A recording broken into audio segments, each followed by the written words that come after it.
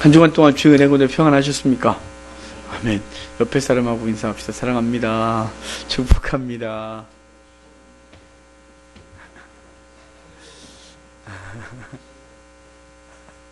자, 그러네요. 자, 다 같이 오늘 제목이 있습니다. 같이 읽겠습니다. 시작. 죄의 뿌리를 깊게 내리지 마라. 아멘. 제목이 좀 항상 예레미야 하는 내내 이럴 거야 하기는. 칡뿌리를 캐서 가본 적이 있으십니까? 저 어릴 때 시골에서 자라서 겨울이 되면 칡을 캐러 뭐 동네 형들을 따라다니기도 해봤고, 또 친구들끼리 가기도 하고, 때로는 또 교회 동생들을 데리고 다니면서 칡을 캤습니다. 그 칡을 캐서 집에서도 먹었지만 교회에다 갖다 놔서 이렇게 썰어요. 톱질을 해서 이렇게 요만하게 다 썰어서 말린 다음에 겨울 내내 예배당에서 먹었어요. 난로 위에다가 항상 큰 주전자가 항상 있고, 거기에 칡뿌리하고 설탕을 이렇게 부어 놓으면 이제 들락날락 하면서 교회 주변에 놀다가 가갖고 한 잔 먹고, 예배 때도 먹고, 하여간 교회 내에선 겨울 내내 칡차가 끓여지고 있었어요. 근데 그 칡을 캐는데 쉽지가 않습니다. 칡은 캐라 그러면 아마 저는 안 할 것 같습니다. 사 먹고 올 것 같습니다. 왜냐면 칡을 캐러 이제 꽃갱이하고, 그 다음에 삽하고, 그다음에 괭이하고 톱을 갖고 올라갑니다. 올라가서 여럿이 올라가요. 혼자서는 지쳐서 못해요. 그럼 열심히 이제 꽃갱이로 먼저 얼음을 깨야 됩니다. 표층이 얼어 있으니까 그걸 깨고, 그 다음에 이제 삽질하고 괭이질 하면서 하는데, 하다 보면 이 어린 저희들보다 더 큰 돌이 이렇게 딱 나올 때가 있어요. 그러면 포기할 수가 없잖아요. 칡뿌리가 그 밑으로 이렇게 두꺼운 게 가고 있는데, 그럼 이제 그 돌을 또 캐냅니다. 이렇게 돌을 열심히 또 캐내고, 하여간 혼자 하다 안 되면 바톤 터치하면서 대남선 들어가고 또 들어가고 해서 하여간 뭐 반나절 이상을 열심히 하면, 하여간 이 조그만 것들은 금방 캐지만 이 큰 놈들은 한참 캐야 합니다. 그걸 이제 캐는데 되게 좋아하는 건 뭐냐면 알치기라고, 우리 시골에서 알치기라 했는데 다른 지역을 모르겠어요. 워낙 지방마다 말이 다르니까 뿌리가 내려가다 이렇게 뚱뚱해지는 부분이 있습니다. 거기는 정말 이게 아주 맛이 있고 그런 부위인데, 그게 나오면 너무 행복합니다. 그러니까 그거 열심히 캐서 이제 그거를 이제 어깨에 메고 딱 내려옵니다. 그러면 옷은 온통 흙투성이, 얼굴은 땀이 쩔어갖고 얼굴이 뻘겋게 상기되어 있고 엉망인데, 하여간 이 도끼라네요. 꽃갱이, 뭐 삽 이런 거 한쪽에 들고 몇몇은 이제 그 캔 거, 나무 뿌리 같은 거죠. 그걸 이렇게 지고 내려오면서 그게 행복했던 기억이 있어요. 마치 큰 전쟁에서 이기고 돌아오는 개선 장군 같은 느낌으로 아주 당당하게 내려와서 교회 마당에다 딱 내려놓고, 마치 우리 한 겨울 내내 먹을 양식을 준비해온 사람처럼 이렇게 행복했던 기억이 있습니다. 오늘 본문은 이렇게 행복하고 즐거운 이야기였으면 좋겠는데 그렇지 않은 게 문제죠. 결과적으로 보면 당연히 이스라엘의 죄를 뽑아내므로 하나님도 이스라엘도 기쁜 일이 되어집니다. 하지만 그 깊이 뿌리 내린 죄를 뽑아내기 위해서 이스라엘에게 주어진 고통은 너무나 아픈 것이었고, 주님도 그 죄악을 뽑아내는데 정말 힘든 시간들을 보낼 수밖에 없었던 이야기가 오늘 본문입니다. 오늘 본문은 죄의 뿌리가 깊이 내린 이스라엘의 상태와 그 결과에 대해서 주님께서 하신 말씀이 기록되어 있습니다. 이 말씀을 통해서 우리를 돌아보고 나아가 죄의 뿌리가 깊이 내리기 전에, 깊이 내렸어도 힘을 다해 뽑아내기를 결단하는 시간이 되는 은혜가 있기를 바랍니다. 우리 1절입니다. 1절 같이 읽겠습니다. 여호와께서 내게 이르시되 모세와 사무엘이 내 앞에 섰다 할지라도 내 마음은 이 백성을 향할 수 없나니 그들을 내 앞에서 쫓아내보내라. 아멘. 예레미야는 4장 19절부터 22절까지, 14장이죠. 4장이라고 제가 써놨네요. 이 앞에 장 14장 19절부터 22절까지 민족을 대신하여 여호와께 간절히 구하는 기도 내용이 있습니다.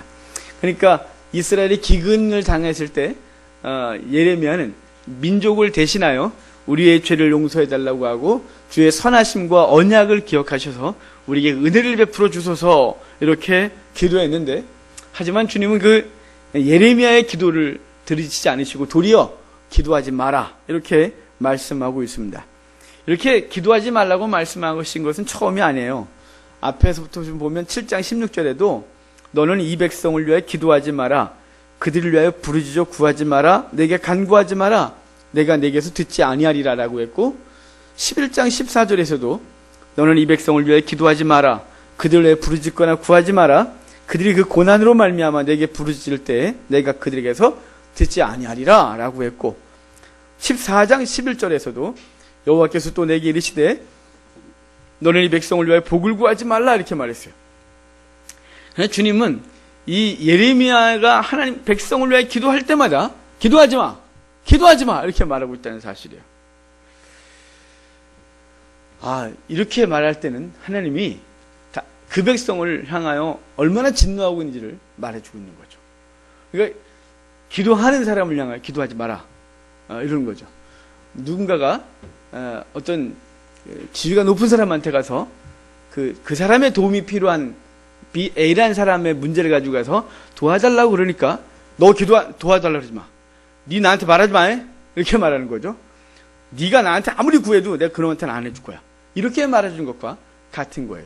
주님이 그 백성을 향하여 지금 기도하지 마라 이렇게 말하고 있는 것이죠. 예레미야는 민족을 위해 힘을 다해 기도했어요. 하지만 하나님은 기도하지 말라고 하시고 심지어는 오늘 말씀처럼 이스라엘 백성들은 하나님 앞에서 쫓아내어버리겠다 이렇게 말씀하고 있습니다. 이 쫓아내겠다 이 말은 또 4절에서도 그들을 여러 민족 가운데 흩어버리겠다 그랬고 9절에서도 그들을 대적의 칼에 붙이리라 이렇게 말했다는 사실입니다. 이렇게 쫓아내버리겠다고 하시면서 주님은 어떻게 쫓아낼지에 대한 얘기를 구체적으로 해주고 계세요. 2절부터 3절이에요.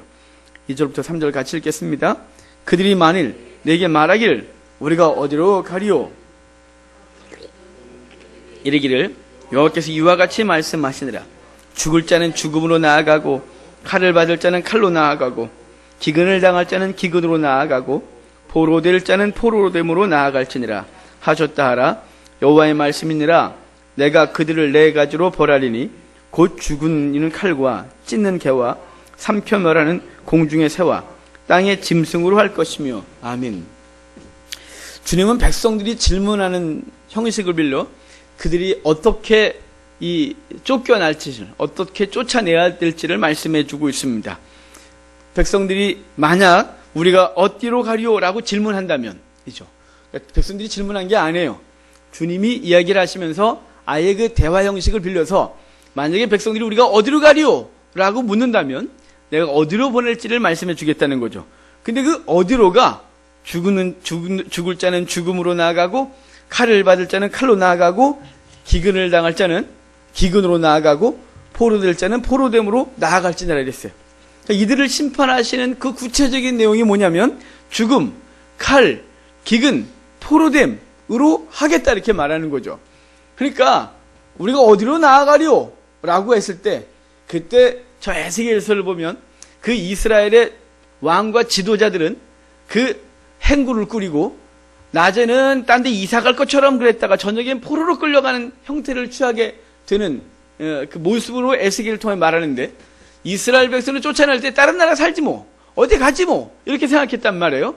그러니까 우리가 하나님 앞에서 이렇게 생각하는 거예요. 내가 널 심판하리라. 내가 너를 내 앞에서 쫓아내리라 그랬더니 쫓아내면 뭐 그냥 딴 거 해먹고 살지 뭐 그냥 다르게 살지 뭐 내가 이렇게 생각한다 이 말이에요. 그래서 주님은 아니 너네 생각을 이상하게 한다. 내가 너네를 어디 보낼 거냐면 칼과 기근과 전염병과 포로됨으로 보낼 거야. 이렇게 말씀하고 있다는 사실입니다. 이 사실을 에스겔은 또 하나님 앞에서 어떤 행위를 통하여 말씀하게 하셨는데 주님은 에스겔서 5장에서 이렇게 말씀하셨어요. 에스겔아 너는 머리털과 수염을 다 깎으래요. 그래놓고 저울에 달아서 3등분 하래요. 정확하게. 제가 그걸 읽다가요. 야 고대 저울이 굉장히 예민했나 본데? 그랬어요. 몸무게 되는 저울에다가 머리털을 밀어서 올렸다고 눈금이 안 움직여요.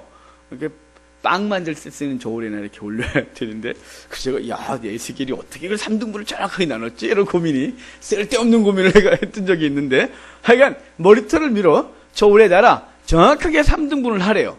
그래놓고 하는 말이 3분의 1은 성읍 안에서, 성 안에서 불을 질러버리고 3분의 1은 성 바깥에서 칼로 치고 3분의 1은 훅 날려버려라. 이렇게 말씀하셨어요.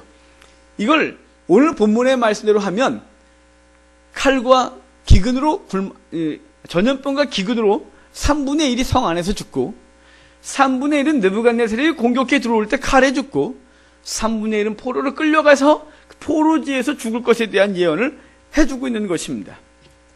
그러니까 같은 시대에 말했던 에스겔과 예레미야는 절대 다른 얘기를 하지 아니하고 그 백성을 내어쫓는데 평안한 삶이나 하나님 앞에서 말고 다른 것 앞에서 내가 살아가지 이 정도가 아니라 고난과 죽음 앞으로 몰아내겠다 이렇게 말씀하고 있는 거죠. 그 2절에 그렇게 말했다면 3절에서는 이렇게 말했잖아요.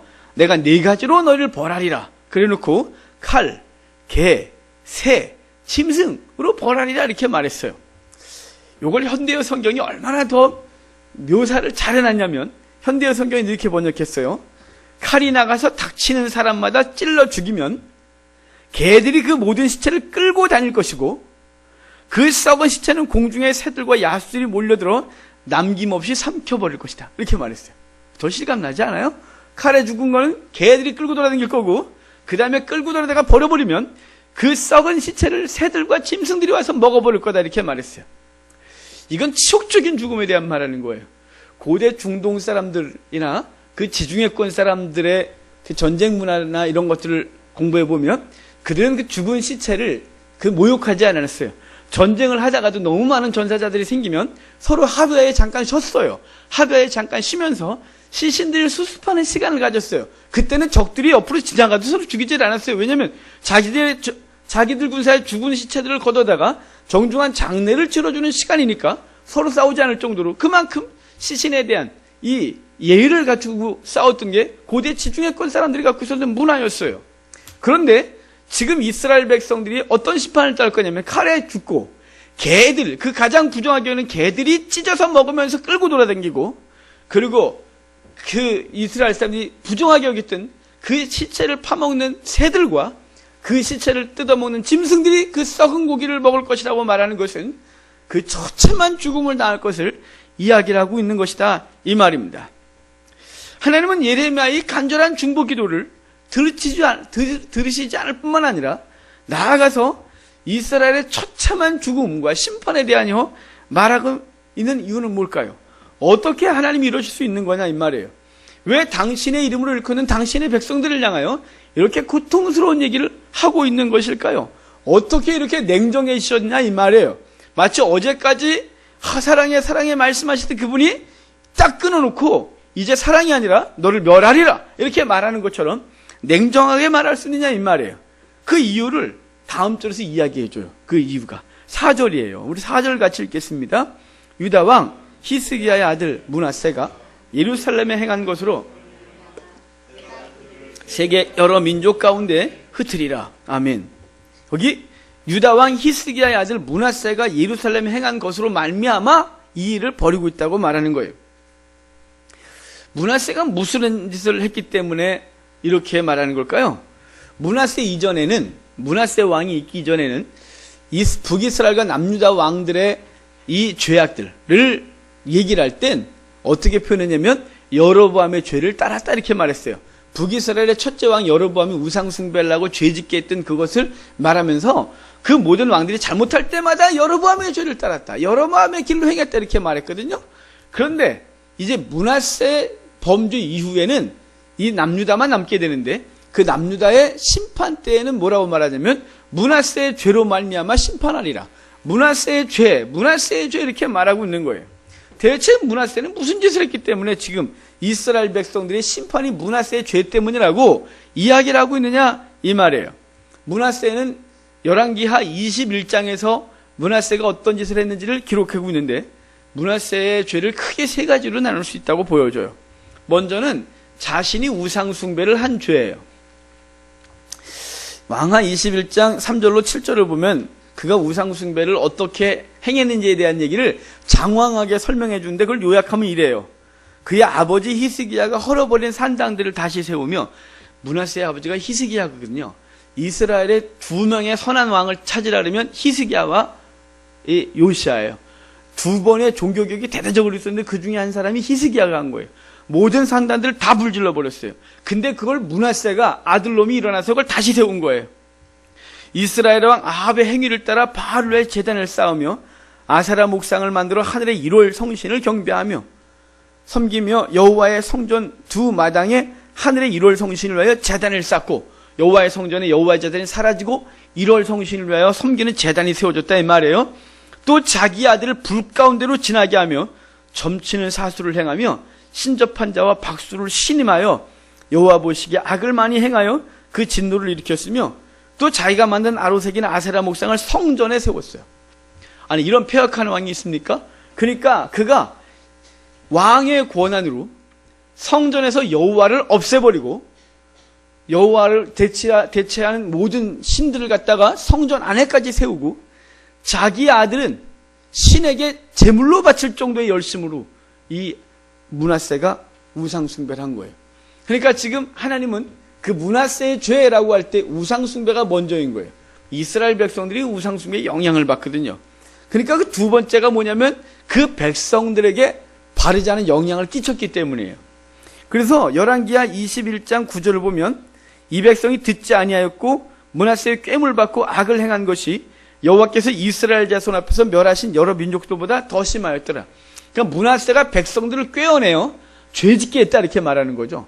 므낫세가 무슨 제 백성들 부어놓고 막 속이고 막 이게 아니라 지가 우상숭배하고 백성들에게 거짓 것을 가르치고 백성들에게도 우상숭배를 강요하고 그리고 백성들이 그 우상숭배를 하게 하고 죄짓게 한 거예요. 므낫세 통치 기간이 55년이나 돼요. 가장 오래 통치해요. 옛말에 욕을 많이 먹으면 장수한다는 말이 진짜 맞는 게 므낫세를 보면 진짜 맞아요. 이놈이 제일 악한 왕인데 남북 이스라엘 왕의 통틀어 제일 악해요. 얘가 북이스라엘 왕들을 능가해요. 그런데 얘가 제일 오래 해요. 그러니까 이 못된 이 친구가 자기만 하는 것이 아니라 백성들을 가르치고 백성들에게 영향을 끼쳐 그 백성들로 무너지게 했다. 죄짓게 했다고 말하고 있는 거예요. 그렇습니다. 우리는 우리의 죄된 행위는 우리 자신에게서 머무르질 않아요. 나만 죄졌으니까 내게서 멈춘 것이다 착각하지 마세요. 그것은 반드시 본인 주변에 영향을 끼치게 되어 있다는 사실이에요. 그게 진짜 무서운 거예요. 특별히 교회 목사들의 타락은 교회의 타락으로 이어지는 거예요. 제가 목사고 여기 사역자들이 몇 분 계시지만 이 목사와 사역자들이 무너지면 목사 개인 한 사람으로 무너지게 끝나지 않아요. 왠지 아세요? 자기가 무너지면 자기가 무너진 것에 대해서는 얘기를 하지 않아요. 그리고 자기가 무너진 것에 대해서 스스로 합리화하는 것을 성경에서 찾아내요. 그리고 그것을 성도들에게도 가르쳐요. 성도들은 그것이 진리라 믿고 그들도 그렇게 행하는 거예요. 무서운 거예요. 무서운 거. 그러니까 이 시대 목사된 자들은 정말 엄중한 하나님 앞에서 두려움을 갖고 살아야 하는 것이에요. 또한 가장들의 바르지 않은 신앙의 모습은 자녀들과 가족에게 악영향을 끼쳐요. 나 하나쯤이야? 아니요. 가장의 잘못된 가치관은 그 영향을 받은 자녀들에게도 유전되는 거예요. 그런 목사인 저를 비롯하여 한 가정의 가장이나 한 집단의 장들은 거룩한 책임의식을 가지고 하나님 앞에 살아가지 아니하면 므낫세의 죄라고 하는 이 말이 우리 가정과 우리 공동체와 우리 교회와 민족 가운데 자연스럽게 흐르고 결국은 하나님의 심판 가운데 놓이게 될 것이란 말이죠. 첫째가 므낫세 자신의 우상숭배고 둘째 므낫세 자는 백성들을 꿰어 그 영향을 받게 했다면 세 번째 죄는 하나님의 말씀을 전하는 자들을 다 죽여버린 거예요. 그들의 피를 흘렸어요. 그래서 왕하 21장 16절에서 이렇게 말해요. 므낫세가 유다에게 범죄하게 하여 여호와께서 보시기에 악을 행한 것 외에도 또 무지한 자의 피를 심히 많이 흘려 예루살렘 이 끝에서 저 끝까지 가득하게 했대요. 여기 무지한 자의 피를 많이 흘려 예루살렘 이 끝에서 저 끝까지 흐르게 했다는 건 여기 무지한 자의 피란 바로 하나님의 거룩한 백성들의 피예요. 하나님의 말씀을 전하는 선지자와 제사장들과 거룩한 성도들의 피를 이 므낫세가 흘린 거예요. 다 죽여버렸어요. 그래서 므낫세 55년 통치기간 동안 하나님의 이름을 단 한 번도 부를 수 없도록 했단 말이죠. 그의 므낫세 통치 말년에 지가 아수르 포로로 끌려갔다 그때 회개하고 돌아와서 종교개혁의 흉내를 냈지만 변화될 수가 없었어요. 그러니까 므낫세의 대부분의 통치 기간 동안 여호와 이름을 부르는 자들은 다 죽여버렸단 말이에요. 55년이면 완전히 한 반세기를 하나님이 없이 지나게 한 거예요. 하나님의 백성들 다 죽였어요. 제사장들 다 죽여버렸고 선지자 다 죽여버렸고 거룩하게 살고자 한다 다 죽였어요. 심지어는 므낫세가 태어났을 때 므낫세를 받아들고 여호와께 축복 기도를 올려드리고 아마 므낫세에게 할례도 행했을지 몰라요. 그 이사야 선자를 죽이는데 이사야 선자는 통나무를 반으로 켜고 속을 비운 이후에 선자를 집어넣고 뚜껑을 덮고 톱으로 켜 죽었다는 전승이 있어요. 이사야가 얼마나 심하게 므낫세를 책망했으면 므낫세는 이사야를 아주 심하게 죽였다 이 말이에요. 므낫세는 하나님의 백성을 다 죽였어요. 그러기에 그의 통치 55년뿐만 아니라 그의 아들 므낫세가 통치하는 2년 동안도 엄했고 백성들이 그걸 참을지 못하여 므낫세 그 아몬을 죽여버려요. 그의 아들 요시아가 왕이 됐지만 요시아가 18년 될 때까지 왕이 되고 18년 될 때까지 하나님을 제대로 국민들이 섬기질 않았어요. 그러니까 그 오랜 세월 동안 70년이 넘는 세월 동안 하나님 없이 지내게 했던 이스라엘의 죄를 짓게 했던 게 바로 므낫세예요. 요시아가 종교개혁을 약 15년 동안 열심히 했어요. 하지만 요시아를 하나님이 걷어가시고 요시아가 죽자마자 그 백성은 다시 우상숭배로 곧바로 향해요. 주저하지 않아요. 15년의 통치간의 종교개혁을 갖고는 그 백성의 이 뿌리 내린 죄성을 뽑아낼 수가 없었어요. 그래서 하나님은 이스라엘을 멸망시킬 때 다 뭐라 그러냐면 므낫세의 죄, 므낫세의 죄, 므낫세의 죄 그러는 거예요. 그러니까 므낫세의 죄가 깊었고 그 깊은 뿌리가 백성들 속에 깊이 내렸기 때문에 요시아가 15년 동안 아무리 파내도 겉은 뚝뚝 잘라냈지만 그 속에 깊이 내려있는 그 실뿌리들과 잔뿌리들이 쫙쫙 뻗어있는 것들을 끊어낼 수가 없었어요. 요시아가 죽자마자 그것들을 새싹이 돋고 그리고 그 민족을 다시 우상숭배하여 하나님 앞에서 벌받게 하는 일이 벌어진 것이란 말이에요. 그래서 므낫세의 죄, 므낫세의 죄 이렇게 말하고 있는 거예요. 그 죄 때문에 그 죄의 영향으로 그 백성들이 선지자들의 말을 듣지 않는 자들이 된 것이에요. 요시아의 종교개혁 때 스마자가 열심으로 외쳤어요. 그리고 요시아의 죽음 이후에 많은 선지자들이 일어나서 외쳤어요. 그런데 그들이 듣지 않았어요. 하나님의 이 듣지 않는다. 이 하나님의 말씀을 듣지 않는 것이 얼마나 무서운가 하냐면 그때부터 하나님의 심판은 시작되고 있는 거예요. 왜냐하면 듣지 않는 자에겐 소망이 없어요. 외쳤는데 안 들어요. 그러지 말라는데 안 들어요. 가지 말라는데 계속 안 들어요. 네가 뭘 알아 이거 이러고 자꾸 가는 거예요. 결국은 그 앞에 웅덩이가 있는데 자꾸 딴 데 보면서 가지 말라고 외치는 그 사람의 소리를 듣지 않으면 소망이 없는 거예요. 듣는 데서부터 소망이 생기는데 그 백성은 들을 끼가 없어요. 그 백성은 들으려고 하지 않고 귀를 막아버렸어요. 주의 백성들에게 있어서 가장 큰 복은 뭔지 아십니까? 들을 귀가 있는 게 복이에요. 주의 백성들에게 있어서 재물이 많은 것이 복이다. 주의 백성에게 있어서 가장 큰 복이 세상의 명예다. 주의 백성에 있어서 가장 큰 복이 자녀들이 많은 거다. 이렇게 말하면 안 되는 거예요. 주의 백성에 있어서 가장 기본적인 복은 들을 귀예요. 그래서 주님이 뭐라 그랬어요? 들을 귀 있는 자는 들으라. 들을 귀 있는 자는 들으라. 들을 귀 있는 자는 들으라. 이렇게 말한 거예요. 들을 귀에서부터 그 영혼의 회복과 복이 시작되기 때문에 들을 귀를 말하고 있는 거예요. 들을 귀가 있는 자는 하나님의 말씀을 들으면 찔리는 심령이 있어요. 들을 귀가 있는 자는 하나님의 말씀을 들으면 그 말씀대로 살고자 하는 몸부림이 있는 거예요. 그는 들을 귀가 있는 거예요. 들을 귀가 없는 자는 주의 말씀을 듣고 돌아가면서 아무 생각 없는 자예요. 들을 귀가 없는 거예요. 도리어 들을 귀가 없는 자는 심하면 어떻게 되냐면 대항해요. 그래서 이렇게 말하죠. 욕을 해, 욕을. 이렇게 말하는 거예요. 여러분, 바라기는 여러분이 주의 말씀을 듣고 돌아가면서 여러분이 저한테 예배당 문을 나가면서 황 목사 아주 나한테 욕을 했다 오늘? 이렇게 하지 마십시오. 들을 귀가 없는 자예요. 들을 귀가 있는 자는 주님 내가 어찌하면 좋겠습니까? 이렇게 하는 자가 들을 귀가 있는 자예요. 이스라엘 역사를 보면 나라가 망할 때 선지자들이 몰려 있어요. 연표를 이렇게 그리다 보면 나라가 망할 때 선지자들이 몰려요. 북이스라엘이 망할 때 북이스라엘에서 가장 나름대로 활동을 열심히 했던 아모스 선지자와 호세아 선지자가 거기서 활동을 해요. 남유다가 멸망할 때 보면 나훔, 스바냐, 하박국, 오바댜, 예레미야, 다니엘, 에스겔 등등이 남쪽의 선지자래요. 왜 이렇게 많은 사람이 몰려있는 거예요? 그때가 망할 때. 왜 망할 때 선지자가 많아요? 듣질 않아요. 사람들이 듣질 않으니까 선지자를 많이 세우는 거예요. 와서 외쳐주라고. 외치라고. 그래서 선지자가 그 나라가 위기 때 선지자들이 확 일어나는 거예요. 외치고 있는 거예요. 여러분, 깨어있는 목사나 성도만 외치는 게 아니에요, 이 시대. 세상이 우리를 향하여 외치는 게 들립니까? 세상이 교회를 향하여 제발 정신 차리라고 막 외치고 있어요. 정말 창피하지만 어제 그저께인가요? 어떤 목사님이 또 신문에 또 났어요. 검색어 1위. 창피해 죽겠어요. 지난주에 2번이나 있었어요. 그런 사건이. 검색어 1위. 목사가 1위 올라간 2번. 그런 건 1위 안 해도 되는데. 목사가 성도들이 1위 할 건 거룩한 삶의 1위. 선한 행실의 1위.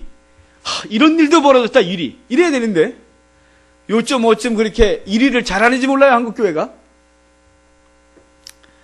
세상이 외쳐요. 그러지 말아달라고. 왜 검색어 1위까지 갔을까요? 세상 사람들이 교회를 향한 관심이에요. 그들이 거기다 댓글을 다는 수 없는 욕. 이것들이 욕을 하네, 교회를 향하여? 아니, 욕을 먹어야 되죠. 외침이에요. 교회야, 그러지 마라. 너희는 그러지 마라.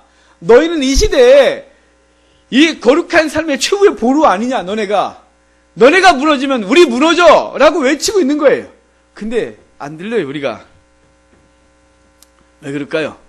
귀가 닫혔어요. 귀가 닫혔다는 건 뭐로 증거되는 걸까요? 삶이 따르지 않는 거예요. 듣고 깨달아서 되는 게 귀가 열렸다고 말하지 마세요. 듣다 이 말이 갖고 있는 게 뭔다고요? 순종한다. 행위가 따른 게 듣는 거라고요. 그러니까 들을 귀가 있다 이 말은 좋은 얘기네. 맞지, 그게 맞지. 여기서 끝나는 건 들을 귀가 없는 거예요. 들을 귀가 있는 건 뭐냐면 삶으로 움직이는 거예요. 우리 한국교회가 들을 귀가 없는 거예요, 지금. 여기까지 멈추는 거예요. 딱 그래서 지식에서 멈춰서 그렇지, 논리적으로 그게 맞는 말이지. 앞뒤에서 그게 맞는 말이야. 그렇지, 이때는 배경이 그 얘기야. 그렇지, 이때는 요 소리를 들어야 되지. 이건 듣는 얘기가 들을 귀가 있는 게 아니에요. 그런 지식이 커지고 있는 거예요. 한국교회가 들을 귀가 없어졌어요. 저 여러분 바라기는 우리 속에 그것이 내가 받아들이기에 좋은 얘기건, 하나님 우리가 정말 힘든 얘기건, 주님의 말씀이 들리거든 아멘 하고 그 말씀대로 사는 그 귀가 열린 저와 여러분에게 주의 이름으로 축복합니다. 6절을 또 같이 읽겠습니다. 6절 같이 읽겠습니다. 여호와께서 이르시되 내가 나를 버렸고 내게서 물러갔으므로 내게로 내 손을 펴서 너를 멸하였노니 이는 내가 뜻을 돌이키기에 지쳤음이로다. 죄악이 가득차고 하나님의 말씀을 듣지 않게 주님은 그들을 버리시는데, 여기 버리시는 걸 몇 번을 얘기를 해요. 주님은 이스라엘 향해 구원의 손길을 펴는 것이 아니라 심판의 손길을 펴서 멸하고 있는데, 그 이유를 뜻을 돌이키기에 지쳤기 때문이라고 말하고 있는 거예요. 이 표현은 정말 마음이 아프고 죄송해요. 이스라엘의 역사를 보면 하나님께서 애굽에서 이스라엘 백성을 건져내서 광야를 지날 때나 그들이 가나안 땅에 들어와 그 살아갈 때나 그들은 끊임없이 하나님을 버리고 떠나요. 그럼 주님이 그들을 부르시죠. 또 그들이 위기를 만나면 주여! 라고 찾아와서 주 앞에 도움을 구해요. 그럼 주님이 언제나 기다렸다는 듯이 지체함 없이 그들을 도우시고 회복시켜줘요. 그러면 그들이 회복되면 떠나요.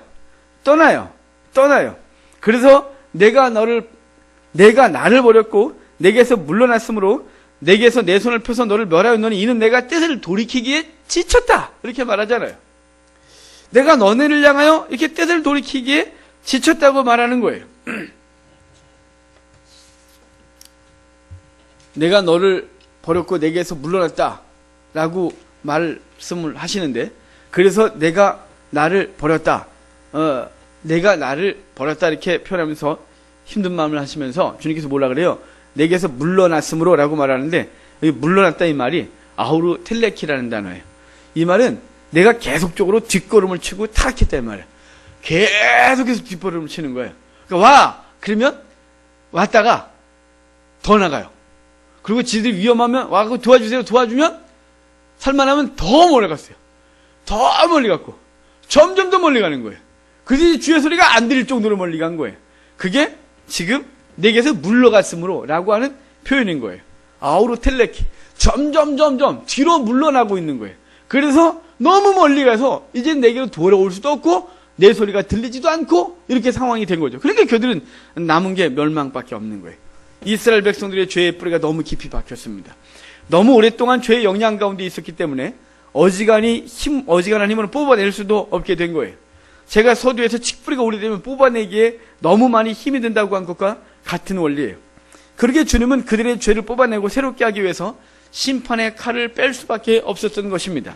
우리 7절로 9절까지 우리 같이 읽도록 하겠습니다. 7절부터 9절입니다. 내가 그들을 그 자식을 끊어서 내 백성을 멸하였나니 이는 그들이 자기들의 길에서 돌이키지 아니하였음이니라. 그들의 과부가 내 앞에 바다 모래보다 더 많아졌느니라. 내가 대낮에 파멸시킬 자를 그들에게로 데려다가 그들과 청년들의 어미를 쳐서 놀람과 두려움을 그들에게 갑자기 닥치게 하였으며 7을 낳은 여인에게는 쇠약하여 기절하게 하며 아직도 대낮에 그의 애가 떨어져서 그에게 수치와 근심을 당하게 하였느니라. 그 늙은 자는 그들의 대적의 칼에 붙이리라. 여호와의 말씀이니라. 아멘. 주님은 지금 우리가 읽은 게 심판하겠다는 얘기죠. 자, 우리가 자세히 읽었지만 그 뜻을, 그 심판하시겠다고 하는 뜻을 분명히 하신 그 말씀은 사실은 오늘 우리가 읽은 1절 본문에서 가장 강력한 말씀으로 했었어요. 가장 강력한 말씀. 그 가장 강력한 말씀 우리가 이미 읽었지만 1절 다시 한번 읽을까요? 1절에 여호와께서 내게 이르시되 모세와 사무엘이 내 앞에 섰다 할지라도 내 마음은 이 백성을 향할 수 없나니 그들을 내 앞에서 쫓아내보내라. 아멘. 그들이 내 앞에 모세와 사무엘이 있다 할지라도 내가 그 백성들을 멸해버리겠대요. 왜 하나님은 얘기 중에 모세와 사무엘을 등장시킨 것일까요? 이 모세와 사무엘은 이스라엘 사람들에게 있어서 중보 기도자의 대표예요. 그러니까 중보 기도자들이란 말이에요. 이들이 무슨 중보했냐? 출애굽기 32장에 보면 모세가 하나님의 율법을 받겠다고 이제 시내산에 40일 동안 올라갔을 때 그 백성들이 모세가 내려오지 않는다고 아론에게 나아가 우리를 위하여 우리를 인도할 신을 만들라. 그랬고 아론이 그 금붙이를 가져다가 송아지를 만들어 놓고 그 앞에서 그들이 들고 뛰면서 이는 우리를 인도할 하나님이라고, 우리 하나님이라고 막 난리가 났어요. 그때 그 시내산 위에서 하나님 모세에게 야, 네 백성이 심히 타락했다. 그럼 내가 좀 죽여버리겠다 라고 했더니 모세가 그때 중보해요. 여호와의 백성을 멸하실 수 없나이다. 그러면 안 된다고 막 말했더니 주님이 그럴까? 라고 뜻을 돌이켰다 이렇게 돼 있어요. 가나안 땅에도 안 들어가겠다고 하셔서 하나님이 너네만 가. 내가 가나안 땅에 허락할게 들어가. 모세가 싫대요. 하나님이 없으면 내가 안 가겠대요. 그랬더니 하나님이 그럴까? 그래서 모세가 하나님이 그 백성과 함께 가나안 땅으로 들어오는 거예요. 모세가 그 백성을 중보함으로 하나님이 뜻을 돌이킨 사건이에요. 모세는 중보자예요. 그 백성을 그 멸망에서 건진 거예요. 사무엘은 이스라엘 백성이 가나안 땅에 들어와서 사사기 내내 불순종 가운데 있었어요.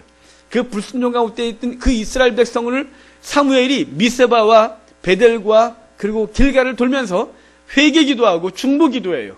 그래서 그 백성을 건져내고 하나님이 그들에게 복을 줄 수 있도록 하는 그 역할을 감당했던 게 바로 사무엘이에요. 사무엘은 이스라엘 백성이 하나님을 버리고 왕을 선택한 것에 대해 책망하면서 그 유명한 말을 했었어요. 이렇게 말했어요. 나는 너희를 위하여 기도하기를 쉬는 죄를 여호와 앞에 결단코 범하지 아니하고 선하고 의로운 길을 너희에게 가르칠 것이라. 그러니까 사무엘은 그 백성들의 심판을 선언하면서도 잘못된 것을 얘기를 하면서도 내가 너희를 위하여 죽을 때까지 기도하리라. 내가 이 기도를 쉬는 죄를 범하지 아니하리라 라고 말했단 말이에요. 모세와 사무엘은 중보기도자의 대표예요. 그런데 그들은 각각의 사건에서 그 한 사람이 무릎 꿇어 기도했을 때 주님은 그 백성을 회복시켜줬지만 지금 이제는 걔네가 둘이 와서 합심기도해도 내가 안 들어줘. 이렇게 말하는 거예요. 얼마나 그 백성이 심히 타락했으면 하나님은 지금 너희 앞에 내 앞에 모세와 사무엘이 와서 주여 이 백성을 멸할 수 없나이다. 멸하지 마소서 멸하지 마소서. 네가 아니라 걔네 둘까지만 해도 난 안 들어. 이렇게 말하는 것이에요. 에스겔서 14장 20절에는 이렇게 말해요. 비록 노아, 다니엘, 욥이 거기 있을지라도 나의 삶을 두고 맹세하노니 그들도 자녀는 건지지 못하고 자기의 공의로 자기의 생명만 건지리라. 그러니까 노아, 다니엘, 욥도 걔네가 와서 나한테 와서 기도해도 걔네 자녀도 못 건져. 걔네만 건진받아 라고 말하는 거예요. 그러니까 그들이 의인이라도 하나님이 그 당대의 의인으로 세운 자들을 할지라도 그들이 자기 자녀를 끌어와서 얘도 한번 안 될까요? 아니 걔 죽어 라고 말할 정도로 하나님은 지금 그 백성들을 향하여 돌이키지 않겠다고 말씀하고 있는 것이에요. 이 두 명, 예레미야와 에스겔이 이러한 말씀을 선포한 시기가 같다는 것을 생각해 볼 때 하나님은 그 백성을 향하여 심판의 계획을 얼마나 엄중하게 갖고 계시고 그 엄하게 이 일을 할 것인지는 말씀하고 있는 것이죠. 다시 말씀드리지만 왜 하나님이 이토록 단호하고 냉정하신 것일까요? 그것은 그들의 죄가 뿌리를 너무 깊게 내렸기 때문입니다. 어지간한 방법으로는 그들의 죄를 뽑아낼 수 없었어요. 어르고 달래갖고 죄에서 돌이키게 할 때가 지났다 이 말입니다. 특단의 대책을 세우지 않으면 해결할 수 없는 상황까지 이런 것이에요. 그래서 에스겔은 녹슨 가마솥 비유를 통하여 이스라엘 백성들의 죄를 완전히 뽑아낼 것을 말씀하셨어요. 에스겔서 24장이 이제 그 심판하시는 상황에서 말씀하시는 건데 그 에스겔서를 통한 뭐라고 말씀하시냐면 녹슨 가마솥 환상을 보여줘요. 녹슨 가마솥에 물을 가득 붓고 고기를 넣고 푹푹 삶아내는 환상을 보여주는 이런 얘기를 해주는데 이것이 뭐냐면 이스라엘 백성들이 가마솥 같은 거예요.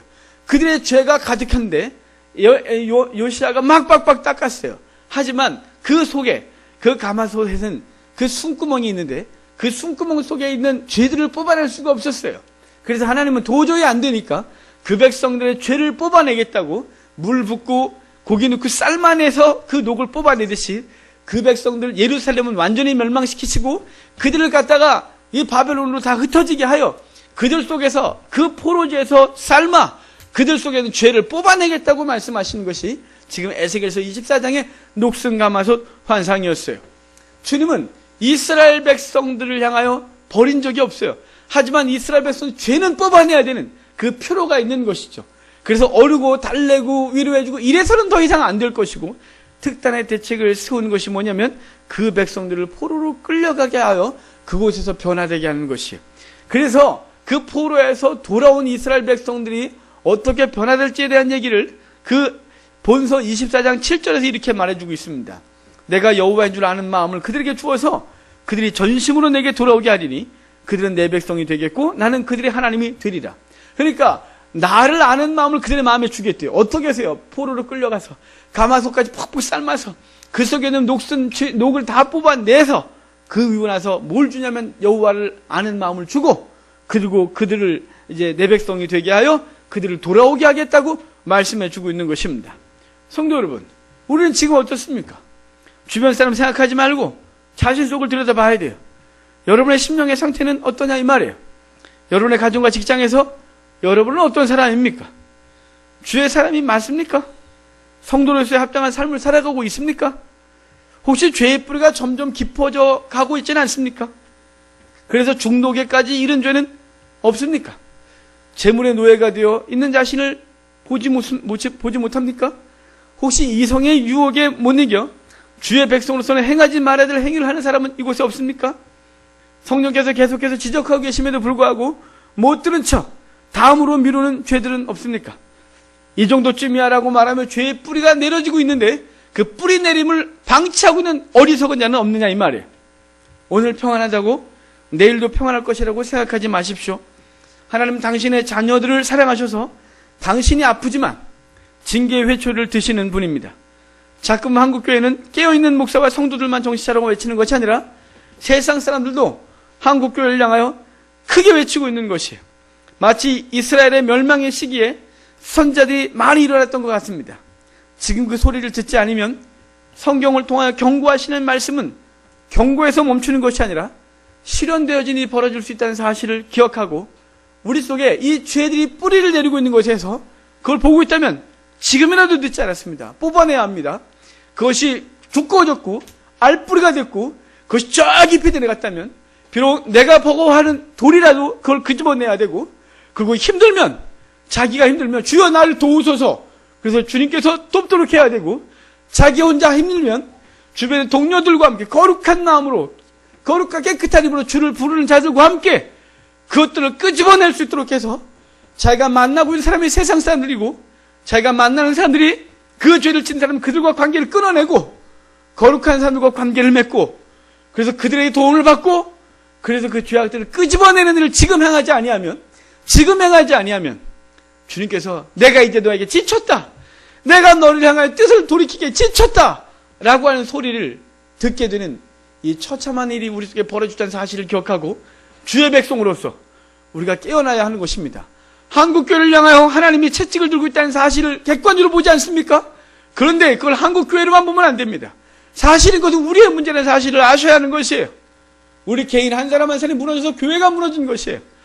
우리가 교회를 향해 비판하면서 우리 자신을 보지 못한다면 우리는 남의 눈에 있는 티를 보면서 자신의 눈에 있는 들보를 보지 못하고 결국은 그 들보가 우리를 소경되게 하고 결국은 우리를 죽일 수 있다는 사실을 깨닫지 못하는 어리석은 자가 되는 것입니다.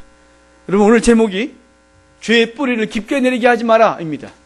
여러분, 혹시 지금 내리고 있다면 그것을 빨리 끊어야 합니다. 너무 이미 크게 내렸다면 두려워하지 마시고 주 앞에 지금이라도 늦지 않았습니다. 끊어내고 톱질을 해야 되고 삽질을 하고 힘든 시간들을 보내 그것들을 뽑아내면 되는 것입니다. 그래서 하나님 앞에서 세상을 대하여 승리하는 우리가 되기를 주의 이름으로 축복합니다. 기도하겠습니다.